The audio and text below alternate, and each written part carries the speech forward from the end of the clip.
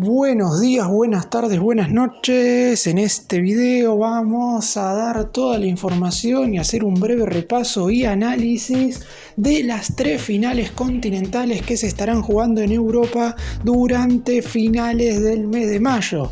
Ya se conocen a los 6 equipos que estarán luchando por los 3 títulos principales del continente europeo.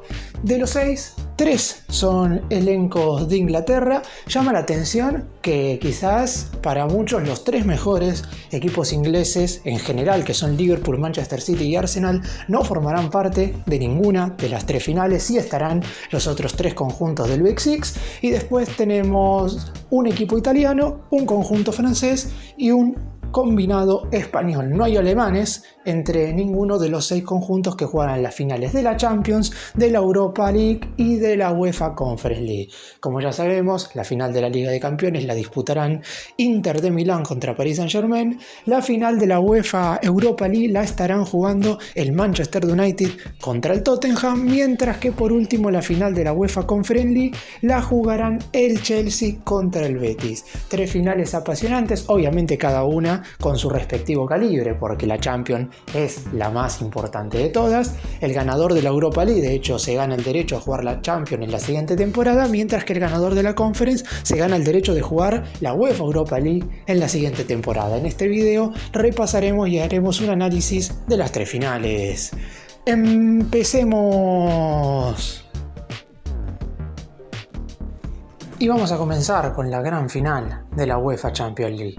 Inter de Milán y Paris Saint-Germain han sido los 2 mejores equipos del certamen. Es cierto que si analizamos desde el inicio de la competencia hasta ahora, y uno quizás no pretenda decir que el conjunto francés ha sido el segundo o el mejor equipo de esta edición de la Champions, porque le costó muchísimo al Paris Saint-Germain atravesar la fase liguera, recordando que tuvo que pasar también por los playoffs. Al Inter se le fue todo un poco más sencillo, o por lo menos en el transcurso de la Champions no tuvo tantas complicaciones como sí había tenido en su momento el PSG. El Inter finalizó cuarto en la temporada regular, producto de 6 victorias, un empate y una sola caída, mientras que el Paris Saint-Germain finalizó en la posición número 15, con 4 triunfos, un empate y 3 derrotas. Haciendo un rápido repaso por todos los partidos, el Inter comenzó igualando 0-0 contra el Manchester City de visitante. El Paris Saint-Germain arrancó ganándole como local 1-0 al Girona. Rápidamente en la segunda fecha el Inter ya obtuvo un buen resultado goleando 4-0 a la Estrella Roja, mientras que el Paris Saint-Germain cayó derrotado nada más y nada menos que contra un rival al que se volvería a enfrentar más adelante. Perdió 2-0 contra el Arsenal en el Emirates Stadium. Por la jornada número 3 el Inter de Milán en esta oportunidad ganó de visitante 1-0 al Young Boys de Suiza, mientras que el PSG tuvo un tropiezo, ya que igualó como local 1-1 ante el PSV Eindhoven. Jornada número 4, en esta ocasión el Inter de Milán le tocó enfrentar al Arsenal, le ganó por 1-0 en el Giuseppe Meazza, y el Paris Saint-Germain en el Parque de los Príncipes cayó sobre la hora 2-1 contra el Atlético Madrid. 4 puntos tenía el equipo de Luis Enrique de los primeros 12. Y si tenemos en cuenta lo que pasó en la jornada número 5, 4 puntos de 15, porque cayó derrotado 1-0 en el Allianz Arena de Múnich, donde espera tener revancha en la gran final, contra el Bayern. Por el lado del Inter derrotó 1-0 como local al Red Bull Leipzig. Jornada número 6, arrancaba la remontada en la fase liguera del PSG, goleaba 3-0 de visitante al Red Bull Salzburgo. El Inter perdería su único partido en esta fase liguera, 1-0 de visitante frente al Bayer Leverkusen. Jornada número 7, el Paris Saint-Germain le ganaba en condición de local al Manchester City por 4-2, mientras que el Inter derrotaba 1-0 en República Checa al Sparta Praga. Y en la última jornada prácticamente el PSG estaba clasificado, más allá de que tenía que ganar para asegurar su posición en los playoffs. Le terminaría ganando 4-1 en Alemania al Stuttgart, mientras que el Inter goleaba 3-0 como local al Mónaco. Llegaban los playoffs, el PSG no tuvo ningún tipo de piedad contra el Brest de Francia, le ganó 3-0 y 7-0. 10-0 en total el global, del equipo dirigido por Luis Enrique contra el otro conjunto francés. Llegábamos a los octavos de final. El Inter de Milán tenía que enfrentar al Feyenoord, le ganaba 2-0 en los Países Bajos y después 2-1 en Italia, mientras que el conjunto de Francia se terminó cargando nada más y nada menos que al futuro campeón de la Premier. Es cierto, a través de los penales, pero el PSG eliminaba al Liverpool tras haber perdido 1-0 como local, pero ganar 1-0 en Anfield. Llegaban los cuartos de final. En el caso del Inter tenía quizás el rival más duro hasta el momento, el Bayern de Múnich, ganaba 2-1 en condición de visitante con un gol de Fratesi sobre la hora y en condición de local empataba 2-2. Por el lado del PSG le ganaba como local 3-1 al Aston Villa y de visitante le tocaba perder por 3-2. Mientras que en las semifinales, los encuentros ya conocidos que se dieron en esta última semana, el Inter eliminó al Barcelona en lo que para muchos fue la mejor serie de semifinales de toda la historia de la Champions con un global de 7-6, mientras que el Paris Saint-Germain derrotó en ambos partidos al Arsenal, primero 1-0 en Inglaterra y después 2-1 en Francia. La final, sábado 31 de mayo en el Allianz Arena de Múnich. Y vamos ahora a hablar de los finalistas de la UEFA Europa League. Manchester United y Tottenham tuvieron un recorrido más que, no voy a decir sencillo, pero sí óptimo a lo largo de toda la travesía. En ningún momento tuvieron grandes dificultades y dos equipos ingleses que están pasando por un pésimo momento en la Premier League, se encuentran en las posiciones número 15 y 16 de la tabla de la liga inglesa, llegaron a esta final y se estarán disputando el miércoles 21 de mayo en el Estadio San Mamés, es decir, en la cancha del Athletic de Bilbao, a ver quién se corona campeón de este certamen. Repasando lo que fue el recorrido de ambos clubes, el Manchester United empezó empatando 1-1 como local frente al Twente. Por el lado del Tottenham goleó 3-0 en Londres al Karabaj de Azerbaiyán. En la jornada número 2, el Tottenham derrotó de visitante 2-1 al Ferencváros, mientras que el Manchester United empató 3-3 contra el Oporto en Portugal. Por la jornada número 3, el conjunto de Manchester igualó en Turquía 1-1 contra el Fenerbahce. Tenía 3 empates en 3 partidos y aún así en ese entonces estaba todavía clasificando. Por el lado del Tottenham, 9 puntos en las primeras 3 jornadas, derrotó 1-0 como local al AZ Alkmaar. Jornada número 4, llegaba la primera caída por parte del Tottenham y la única en esa fase liguera, perdida de visitante en Turquía 3-2 contra el Galatasaray, mientras que todo lo contrario para el Manchester United, que obtenía su primer triunfo al ganarle 2-0 en Old Trafford al PAOK de Grecia. Jornada número 5, el United volvía a ganar en condición de local, en esta oportunidad al Bodo Glimt de Noruega, un equipo que terminaría siendo uno de los máximos aspirantes al título, mientras que en el Tottenham Stadium el conjunto londinense igualaba como local 2-2 frente a la Roma. Jornada número 6, el Manchester United derrotaba 2-1 en República Checa al Victoria Pilsen, mientras que el Tottenham igualaba 1-1 en Escocia contra el Rangers. Fecha número 7 de la fase liguera, victoria del Tottenham 3-2 en Alemania contra el Hoffenheim, mientras que el Manchester United enfrentaba justamente al Rangers y lo derrotaba 2-1 en Inglaterra. Mientras que en la última fecha de la fase liguera, victoria del Manchester 2-0 frente al Steaua Bucarest en Rumania. Por el lado del Tottenham, derrotaba 3-0 como local al Elfsborg de Suecia. Vamos ahora con las siguientes instancias. Ninguno de los dos estuvo en los playoffs, teniendo en cuenta que el Manchester United terminó tercero y el Tottenham cuarto. Ambos avanzaron directamente a la instancia de octavos de final. Por el lado del Manchester, terminó ganándole en el global 5-2 a la Real Sociedad, 1-1 empate en España y goleada 4-1 en Inglaterra, mientras que el Tottenham tuvo que dar vuelta el marcador porque en la ida cayó 1-0 de visitante frente al AZ Alkmaar, pero en el Tottenham Stadium terminó ganándole por 3-1.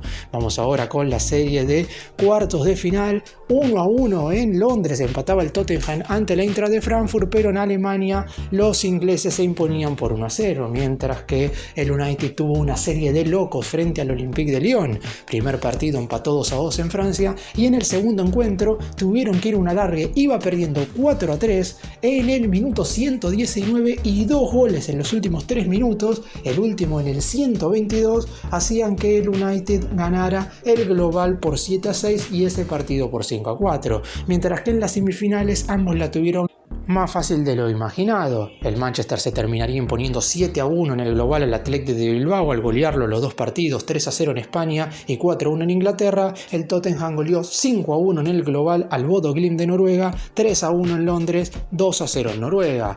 La gran final del certamen, lo repito de nuevo, miércoles 21 de mayo en el estadio San Mamés de la ciudad de Bilbao. Y vamos ahora con la última final y no menos importante que estarán disputando Chelsea y Betis por la UEFA Conference League. El duelo se disputará el miércoles 28 de mayo, es decir, tan solo 72 horas antes de la final de la Champions, en el estadio Wrocław, en la ciudad polaca de Breslavia.